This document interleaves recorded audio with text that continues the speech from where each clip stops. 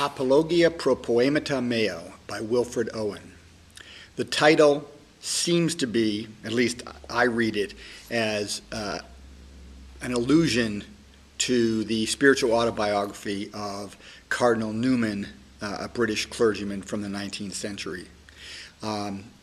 He wrote a spiritual autobiography called Apologia Pro Vita Sua, Defense of One's Life. And here, this would mean then defense of one's poem.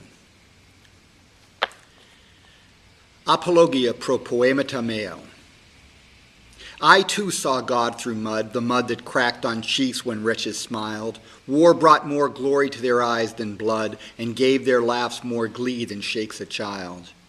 Merry it was to laugh there, where death became absurd and life absurder. For power was on us as we slashed bones bare, not to feel sickness or remorse of murder. I too have dropped off fear. Behind the barrage, dead is my platoon, and sailed my spirit surging light and clear past the entanglement where hopes lay strewn, and witnessed exultation.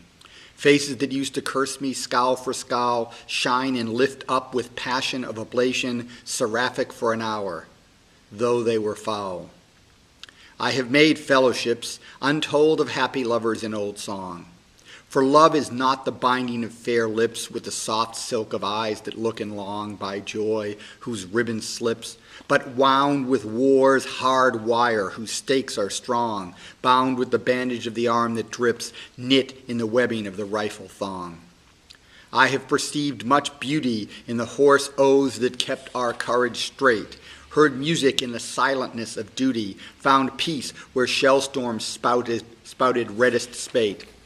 Nevertheless, except you share with them in hell the sorrowful dark of hell, whose world is but the trembling of a flare, and heaven but as the highway for a shell, you shall not hear their mirth. You shall not come to think them well content by any jest of mine. These men are worth your tears. You are not worth their amusement. November 1917.